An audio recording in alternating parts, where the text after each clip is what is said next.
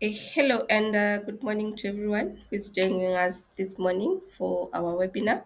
We are very happy to have you this morning. It's exactly 11 a.m., the time we had scheduled for this webinar. So we'll just start and then proceed, and anyone else will be able to join us will join us as we proceed.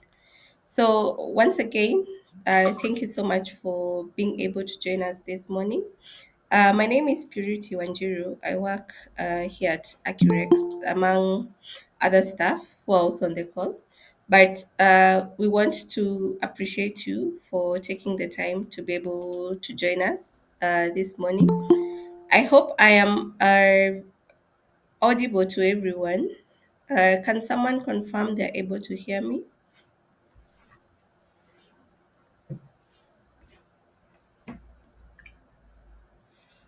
Are you able to hear me? Yes, we're able. Awesome. Thank you. So, this is our company, Accurex, and I believe many of you have been able to get to know us from the many job applications we bring to you. So, we are a HR consulting company based here in Nairobi. Uh, the fact that we are in HR, we are able to bring you services such as recruitment. Last year, we had about 100 job openings, and out of the 100, we are able to place about 70% of that. And based on this, I'm very excited just to show you and why we felt this topic is necessary is because when we are recruiting or when you are shortlisting people, we find a lot of these CVs, LinkedIn profiles, and even cover letters are not able to meet the standard. Whereas we feel like you, as a job applicant, you have the correct skill set. However, you're not able to meet what we as recruiters require from you.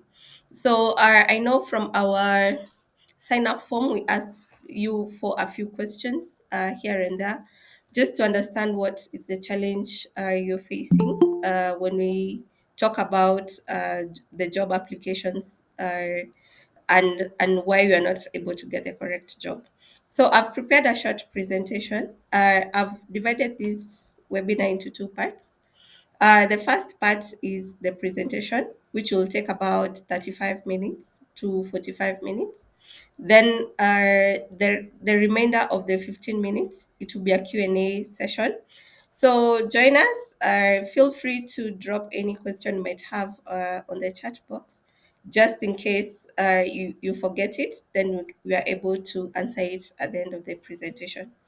So, those of us who have joined us maybe a bit late, my name is Purity Wanjiro, and I'll be taking you through this session. So, for starters, we'll start with a few statistics. And as I was preparing for this presentation, I felt like a lot of these statistics are very strange or very interesting. And I kept asking one of my partners, like, are you aware that this is the statistics in the job market? So the first one, and which I've always told people, like, it takes less than 10 seconds to go through your CV. And you can see from world research, it's recruiters spend only 7.5 seconds skimming through your resume. So that will tell you, if I don't see what I need to see within 7 seconds, the probability of you getting shortlisted now becomes very narrow. Then 77% of employers use LinkedIn to find qualified candidates. And this is a big shift in the recruitment world today because I remember when we were starting 5 years ago, a lot of job applicants will drop physical applications at our office. Today, even the thought of receiving a physical application, it's something I don't want to be involved in because of the work that the physical applications bring. The other statistic is 39 of hiring managers spend less than a minute reading your resume, and 23% only spend under 30 seconds looking over a document. So this point is very closely related to the first one. And as we go through the presentation, you're able to see what do you need to put on your resume or your cover letter or even your LinkedIn profile that is able to catch my eye as a recruiter. Then the next one is candidates in the last year have been able to find a job within 3 to 6 months on average. This is a Kenyan statistics that says in Kenya it takes about 3 to 6 months for you to find a job. So if you've not found a job in the first week of you searching, I think you're a long way to getting that job rather than giving up. Then every corporate job attracts about 250 applicants, and only about 4 to 6 of them get invited for an interview, and only one person ends up getting this job. Uh, some point last year, we had some jobs in customer service and sales and marketing. You'll not believe we received over 2,000 applications, and we only needed three people to be placed. And that will mean in that percentage is even less than 1%. Like based on the number of people who apply for that job, as compared to the job demand, is quite low. Then the next one is applicants are in the job who are currently working have a 10% likelihood of getting an interview, unlike those who are not actively working. And this one will address at some point of career gaps. I know from time to time we have different reasons to take breaks from our careers, but what does that mean to our resumes? And what does that mean for you to get shortlisted? What does that even mean for you to get an interview? And what will that eventually mean to be able to transit back to work? Then 45 of job applicants use their mobile phones to find jobs. And this, I cut this bit because the full point of this was 45% of the job applicants who use mobile phones, they normally look for these jobs when they are in bed. So that will tell you not only do we have maybe lazy job seekers, but they're not going out of their way to be able to find the right jobs within the right timelines. I have another bit of a very interesting deal breakers on your CV. Just look at your current CV and tell me if you have any of these deal breakers. One is at 77% spellings and grammatical errors. Unprofessional email addresses. You could be putting uh, lovelychick at gmail.com. That one does not really look very professional. So I've always advised if your email has to be professional, for example, you use my name, purity.wanjiru at gmail.com or purity1000 something at gmail.com. So always make sure your email especially has your name for quick remembrance, because as recruiter sometimes you come through a CV, you only remember the name Mercy. So, for example, so when you go to your inbox or to your job portal, you are only keen to search for the job, for the name. So, you see, if your email address is not professional, you might miss that opportunity. And quantifiable results, I'll talk about this at a later stage of this presentation. uh, Long wordy paragraphs. These ones will prefer you to have them in point form, very short but brief. Then generic or not tailored for posts being advertised. And this one I find it very often when you're applying for similar jobs, you almost find the same CV having applied for 5 different jobs. That means you're not taking your time to edit your CV to suit the job that we are recruiting for at that point. And this one, you end up being not being shortlisted because of something maybe you could have done on a laptop or even your phone, just to adjust that CV to be able to read your or to fit that job that you want to apply for.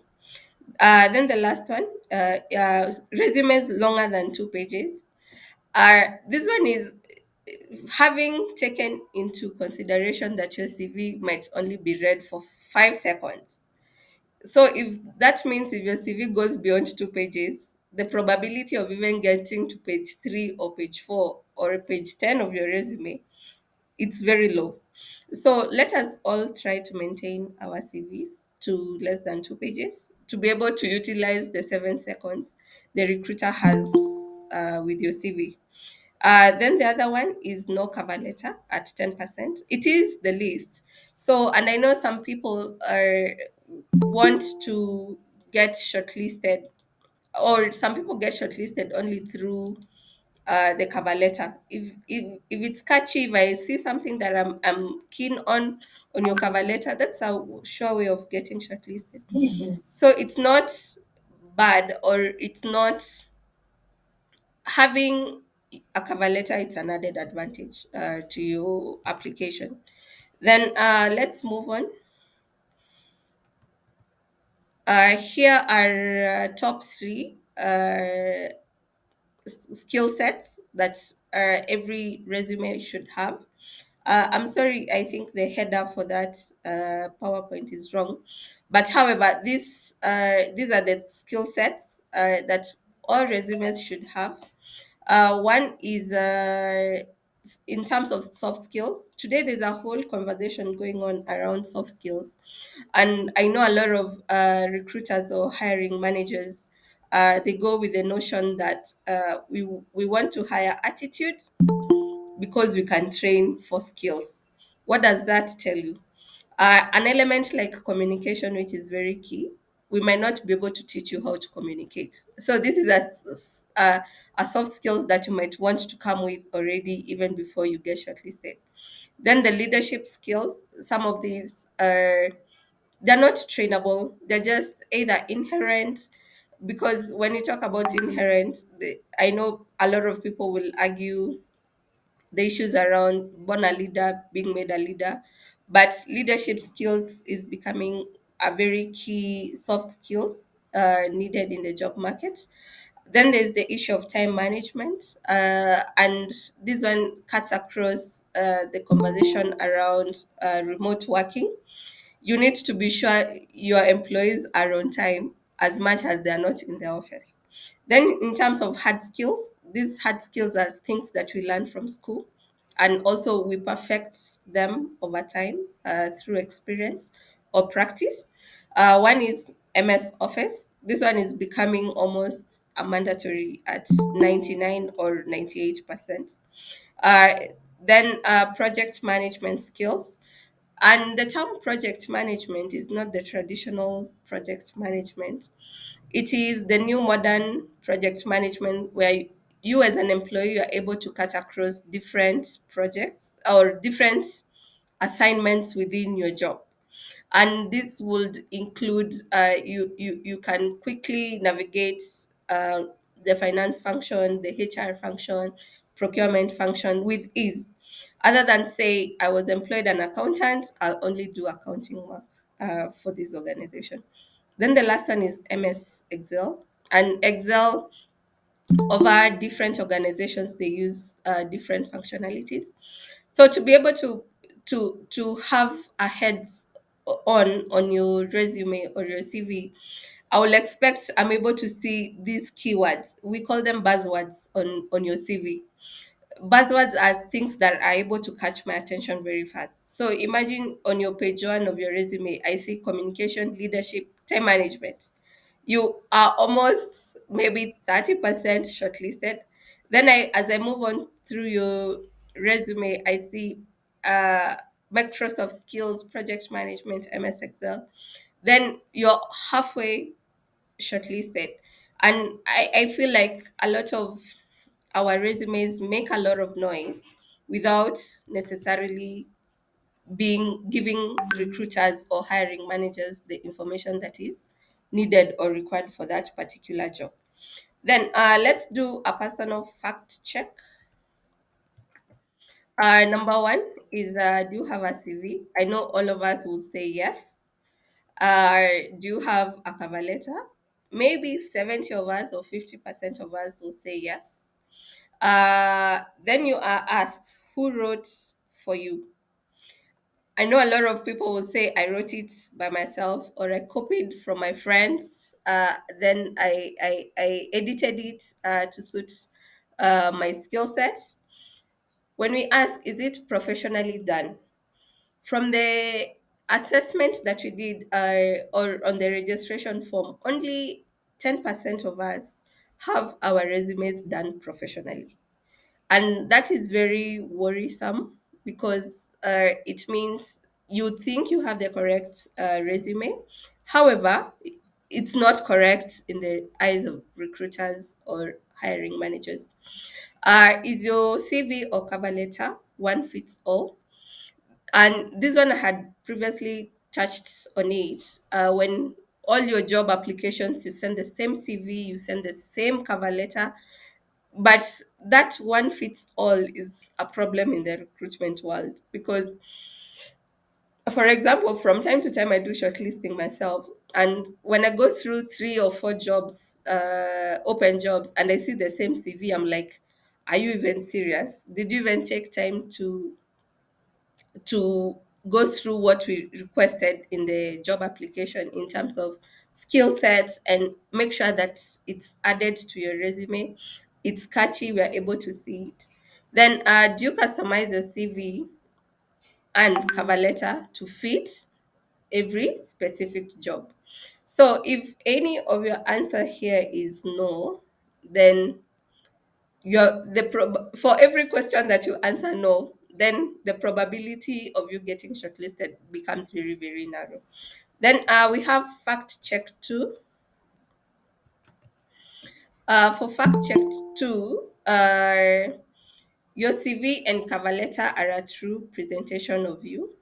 So will you be 100% confident that how your CV is presented or how your cover letter is presented is the true representation of you? Then, do you speak of, does your CV speak of who you are in terms of your personality, strengths, weaknesses? If your answer is no, then there's a problem there because CVs gives personality. Like if I see your CV from a recruiter's eye, I also want to see you. But imagine a CV that is wrongly formatted, a CV that's full of grammatical errors. That is the first turn off. I will not want to meet this person who is uh, who is not keen enough to give us the correct representation of who they are. And the next question: do you think your CV or cover letter sells you? Is it working for you or is it working against you? Then the next one is, would you want to meet you for an interview? Put yourself in a shortlister's headspace. Would you even shortlist yourself? Would you want to interview yourself? Then the next one is, would you hire you at this point? Based on your current CV, cover letter, and even your LinkedIn profile, do you think you can hire yourself if you are the person who was giving jobs in this particular organization? Then the last question you ask yourself, what needs to be done? Having realized maybe a few loopholes or gaps within your CV, then you ask yourself, what needs to be done? Then the last fact check, it's about our LinkedIn profiles. So question one, do we have a LinkedIn profile? Majority of us, I believe, will say yes. However, the few LinkedIn profiles I've gone through for some of us who registered for this webinar were like, it's there, but it's not there. It doesn't have a professional photo. The work experience, it's cutly put. It doesn't have an overall or an overview of who you are. So I believe we'll say yes, but then the next question will be, does your LinkedIn profile represent the professional you? So then next, is it professionally done? So assuming you are able to see yourself and your CV at the same time, and or your LinkedIn profile, do you think it represents who you are as a profession? Then when was the last time you checked it out? And this is a challenge I have a lot uh, with people who are on LinkedIn. They have an account, maybe a very well done account, but they're never present. So you send them a message like, "We have this job opening. Would you be interested? If you are, send us your resume." For only for them to reply after 3 months. By the time you reply to my message after 3 months, that will mean we have already filled that position. The person who filled that role has almost eaten two salaries when you're not able to be actively engaged or involved in on LinkedIn. Then how regular are you on LinkedIn? Don't just open an account and leave.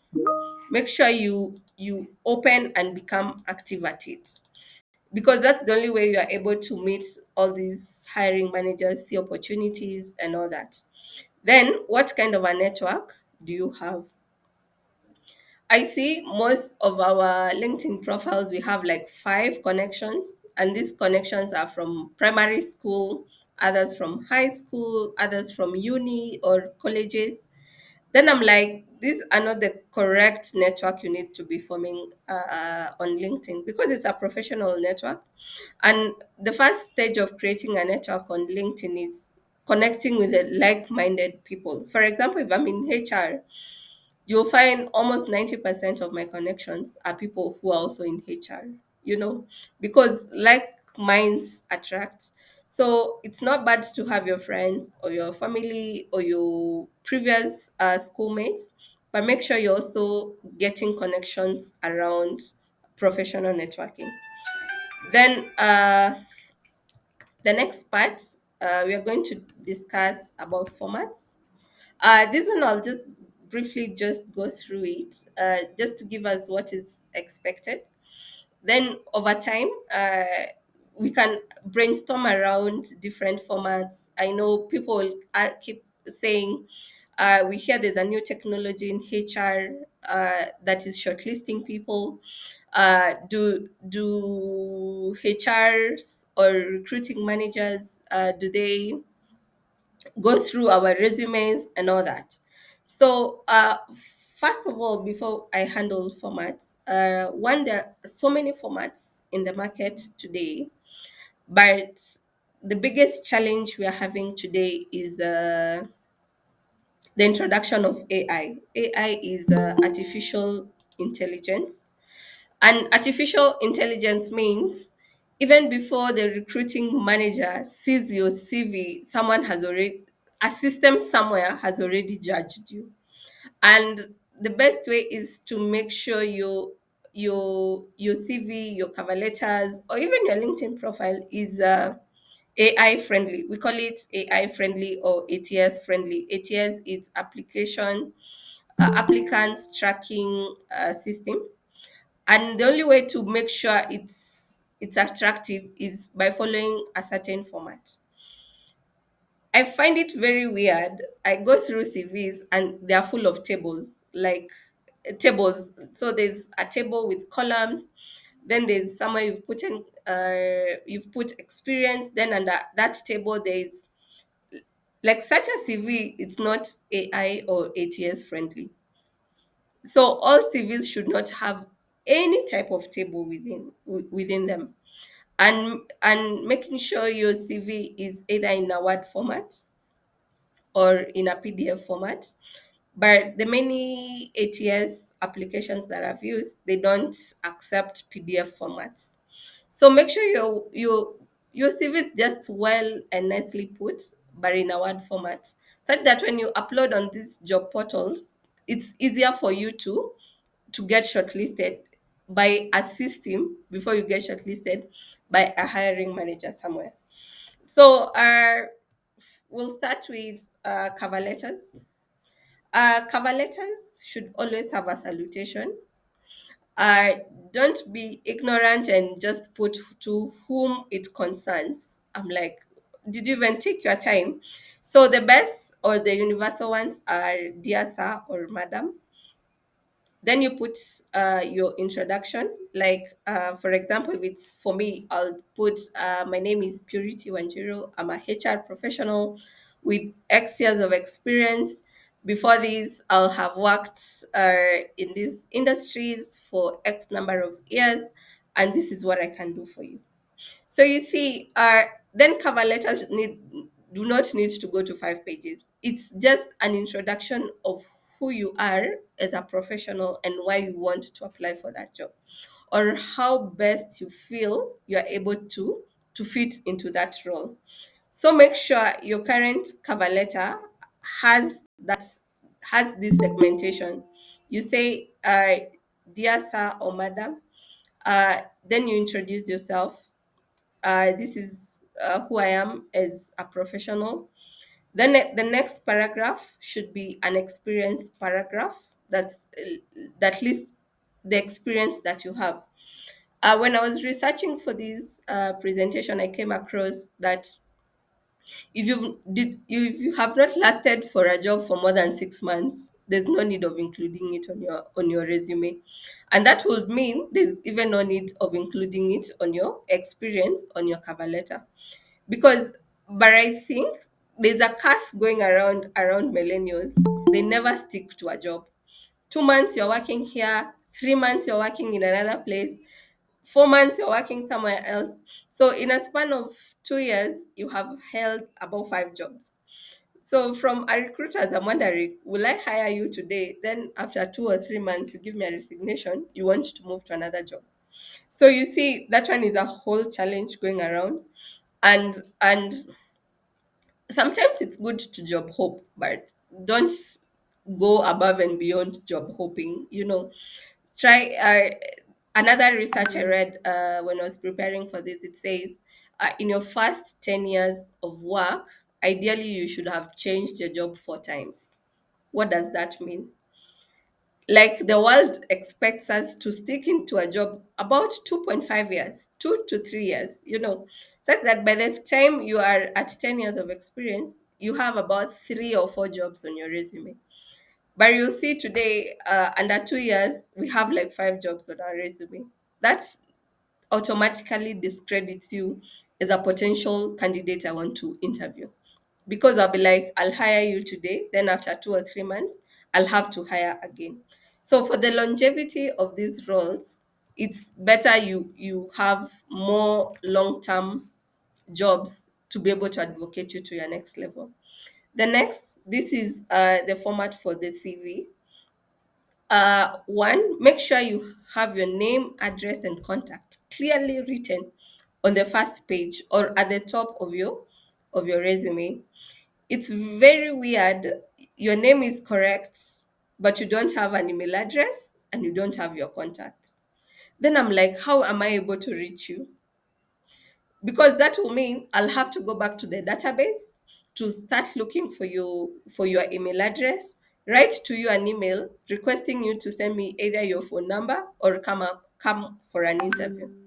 So just make sure the devil is in the details. Make sure your name is correct, your address is correct, your phone number is correct.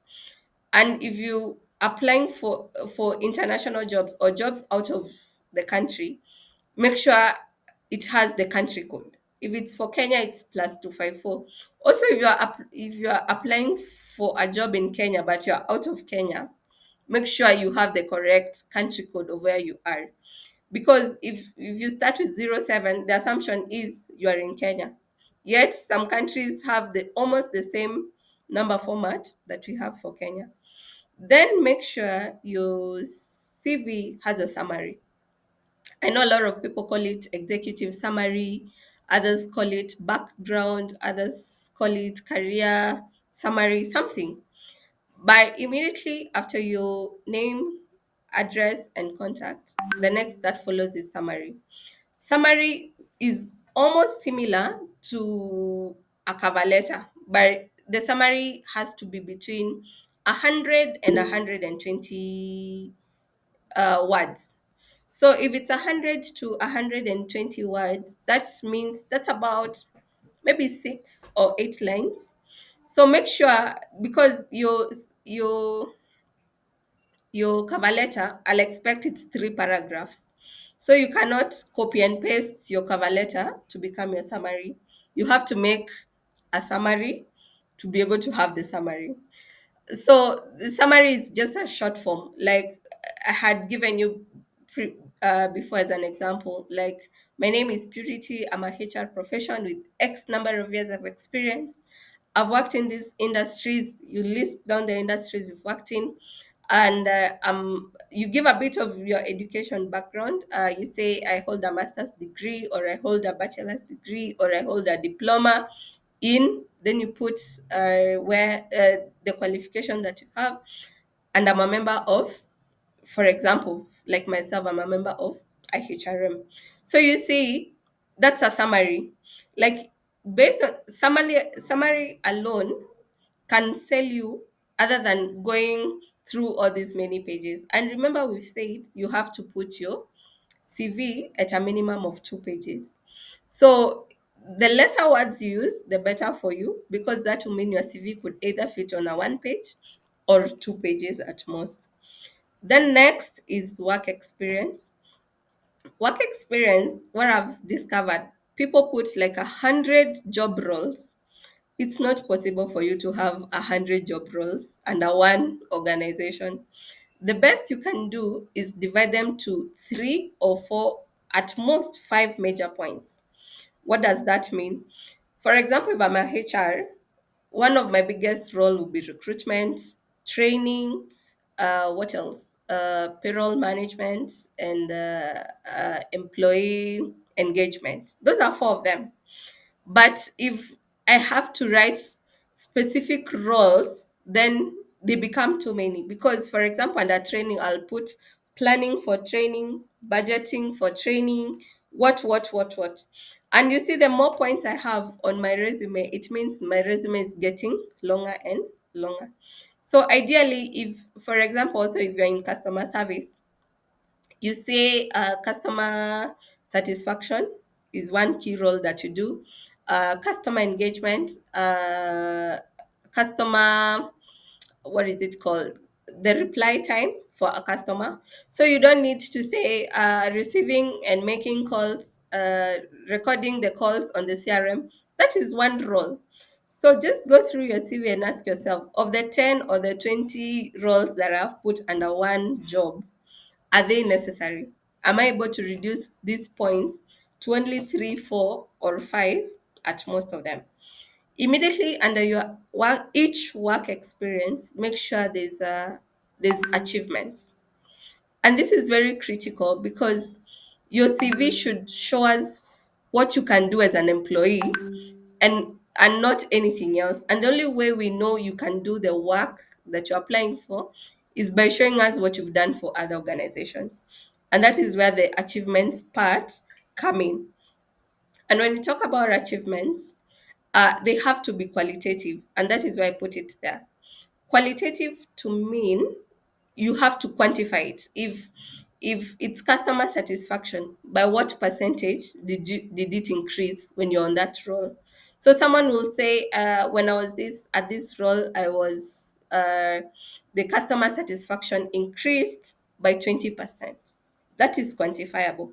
If you're a salesperson, you can say, in the year 2021, I was awarded the best salesperson award for making a sale of 5 million. You see, if you put a figure to it, then it becomes quantitative. So make sure all your achievements have a quantity bit of it. It's not only like I was the best salesperson, but how did you become the best salesperson?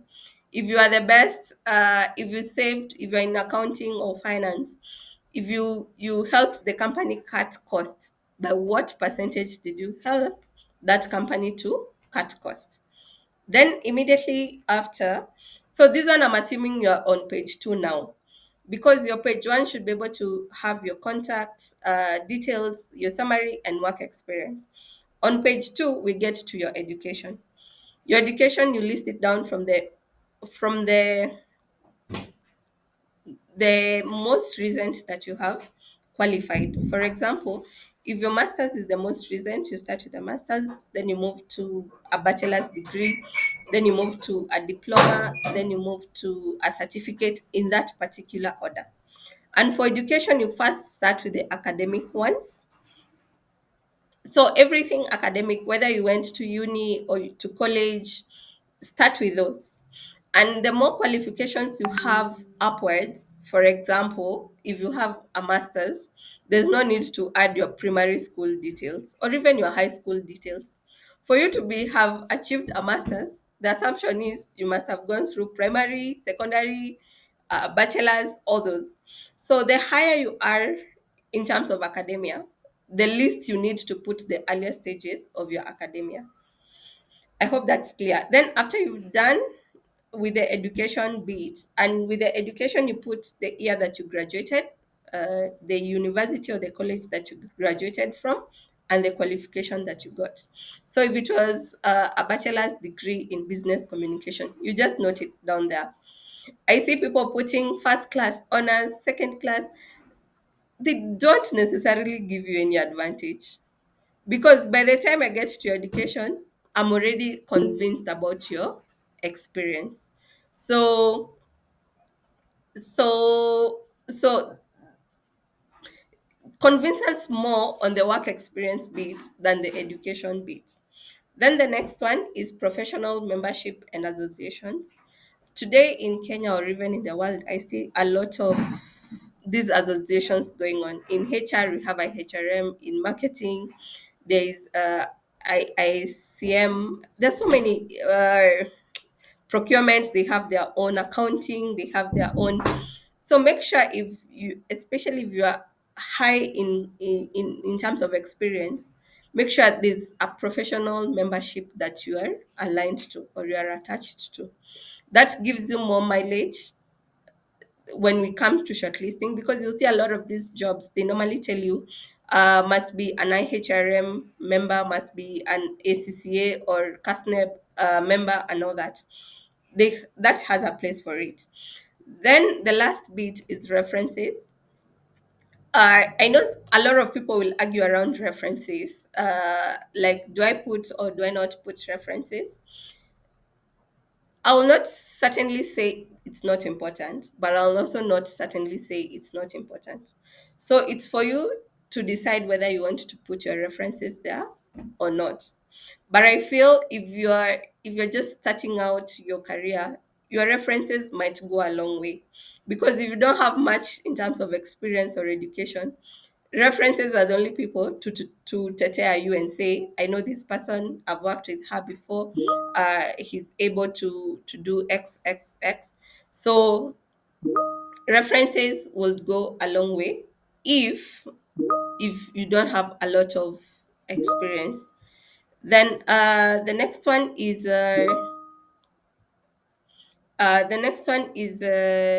okay, something I might have missed under education. I know a lot of us do a lot of professional qualifications.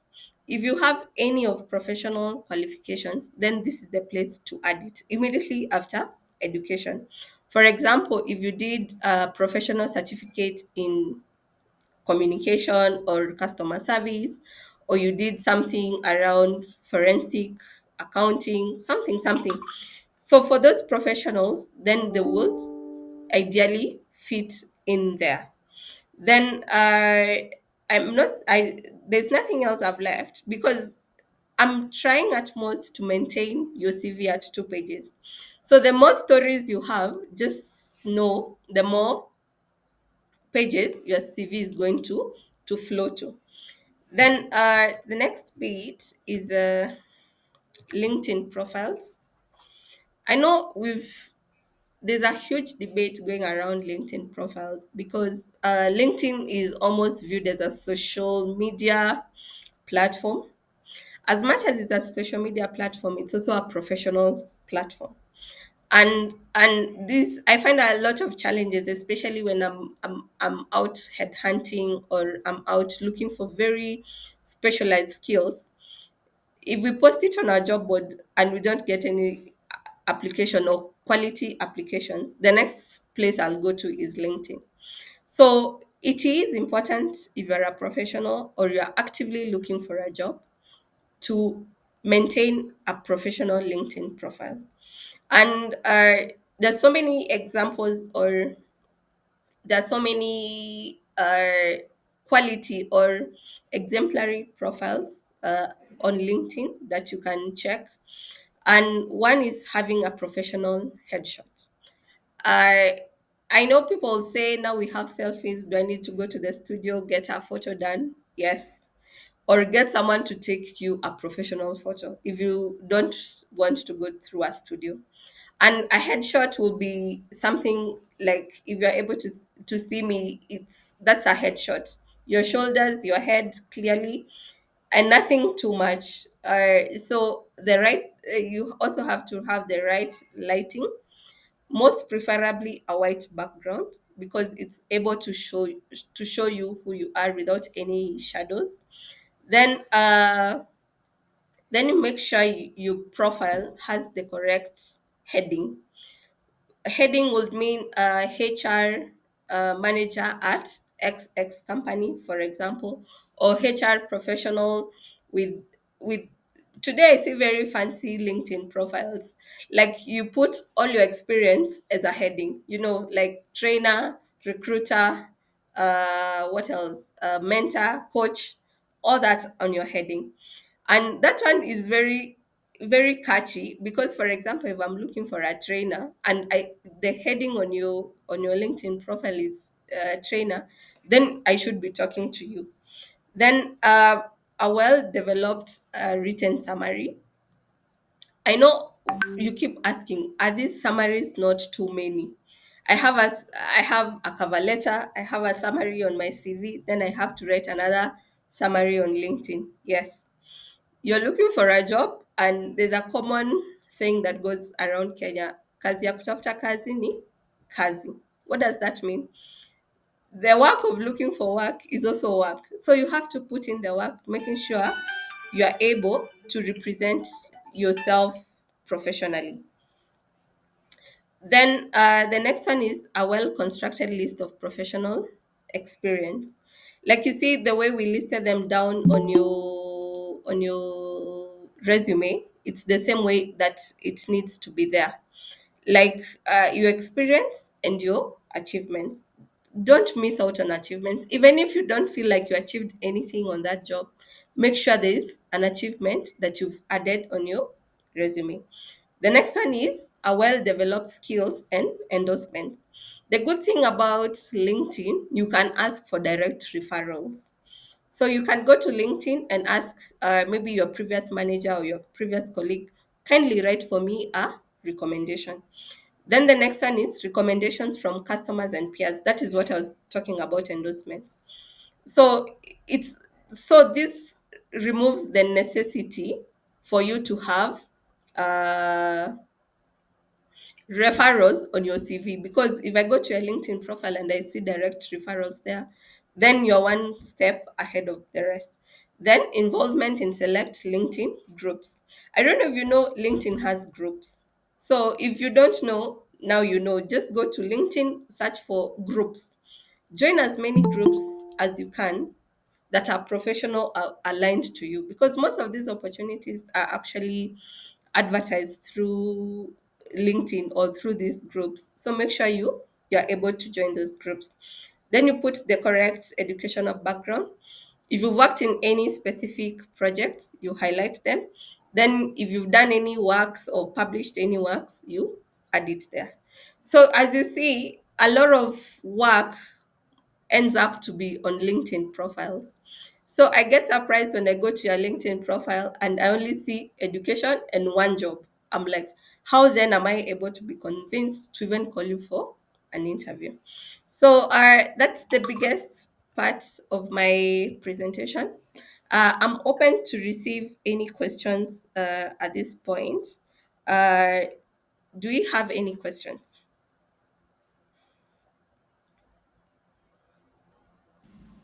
I have a question for you, T. Yes, please.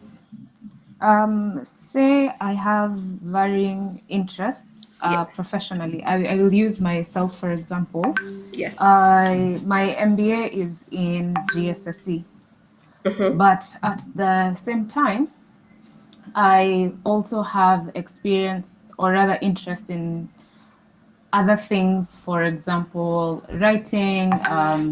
There could be more it's just how we all have a bunch of interests, Mm-hmm. but you want to explore each of them professionally if it were possible. Mm-hmm. So it's not that I just want a job related to social entrepreneurship, for example. All right. So is it prudent, number one, to combine these? Say I have three interests. Is it Mm-hmm. prudent to combine these three in my LinkedIn stories, or will that seem as though I am a Jill of too many trades and a master of none? It's something I have been struggling with my LinkedIn profile. Uh, Thank you, Maggie, for that question. And the truth, there's no very clear split there, because you see, if you have three specializations, then if we were to go through your LinkedIn, then it will mean I'll see overlaps. Like 2020 to 2022, you are almost doing like three jobs, right? Or you have experience from three different areas, and you see that one from a recruiter's perspective, it becomes very, you're not sure, you're not able to gain confidence with this candidate, because the question will be, if I give you job in area X, for example, as a writer, will that mean you'll still be pursuing these other interests that you have? Then how committed will you be to this job? Or what is the longevity of your stay in our company for this particular job? So I understand where you're coming from, but especially if you are an active job seeker, I would advise to stick to one lane until, don't make all your interests public. Make the majority or the most interests you have to be the public image of you. Then once you get the job that you're looking for, then you can go ahead and explore other interests. But for the interest of you getting one particular or specific job, I'll I'll encourage you just to stick on one lane.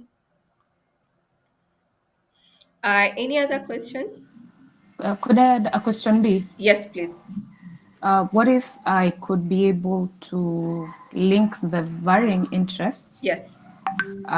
but tailor them in a way that now makes sense to this recruiter?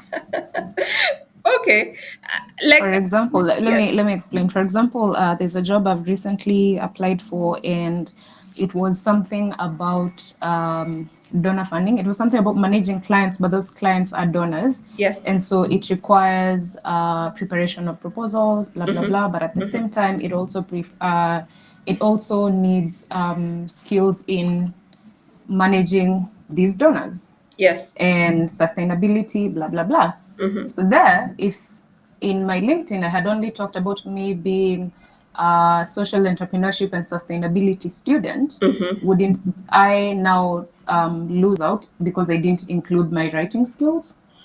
Okay. Now I get you. If you come from that point, I get where you're coming from. However, this should not look like it's another key role that you do somewhere else.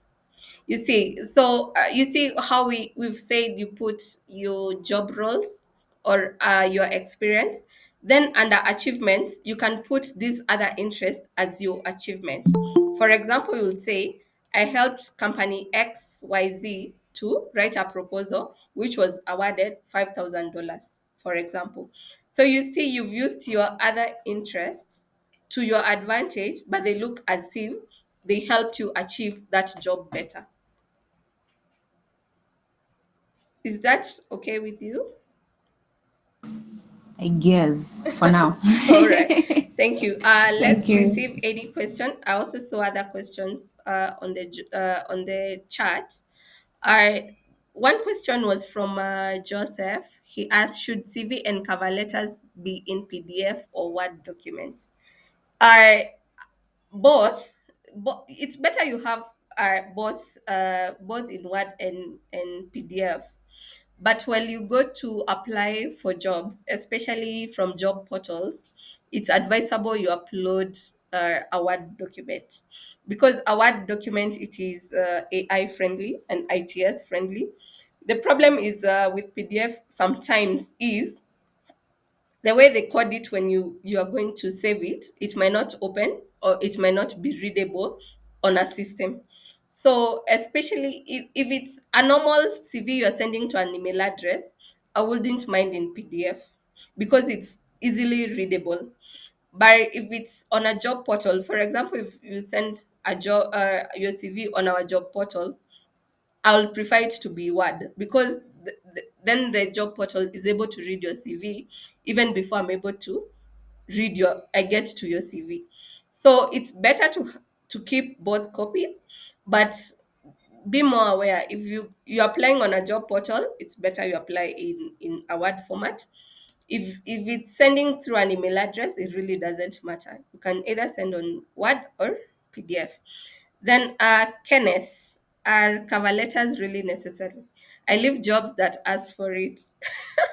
Then you're reducing your probability of getting a job from 3 months to 6 months, maybe to 1 year or even 2 years. So if you have your cover letter ready, then I don't see why you should not upload it when it's requested for it. So cover letters are necessary as much as we want to think they're not necessary. When I was starting my presentation, I said sometimes I only shortlist candidates through cover letters. If I see what I'm looking for in your cover letter, then I don't need to go through your 5 page CV. I've already seen it in a paragraph or two. We go to Cliff. Cliff, is that format of CV applicable to AGI, moving from one department to another or another position, bearing in mind the shortlisting panel are people who already know you and they are the key areas of focus? Cliff, AGI. Have not gotten what you mean by AGA, but for example, if you move from one department to another, I think ITS, we call them ITS. ITS are internal transfers within an organization. W- I think applications that are done through ITS are simpler than the ones that are done through external parties, So ITS here said is internal job adverts. Yes. So this is applicable. Like you want to apply for a job. When I was actively employed, I remember when we do ITS, for one position, we'll receive about 100 applicants. And these are employees that we know. But by the end of the day, maybe the HR department has never gotten to really interact with you on a personal basis to know your capabilities. So assume yourself you are in the recruiter's shoes. Would you want your CV to be well presented as much as it's an internal advert or it's an internal transfer that you're applying for? So the format is the same. Your achievements are, you need to put your achievements as minute as you may think they are, because maybe to your head of department it was not quite an achievement, but to you it is quite an achievement.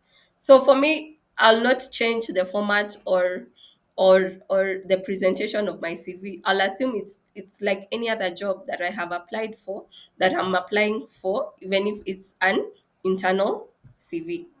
Then, Eunice, is it okay to engage recruiters on LinkedIn? If so, how should I go about it? Yes and no. Yes, I was reading some materials yesterday when I was preparing for this. It says they gave us a very crazy statistic, like almost like 10% of jobs are filled through job portals. However, 26% of these jobs are filled directly through recruiters. So sometimes it's safe to contact these recruiters on LinkedIn. Like for myself, I don't have any issue if you drop me a message on LinkedIn. But I know for some organization that would look like it's canvassing.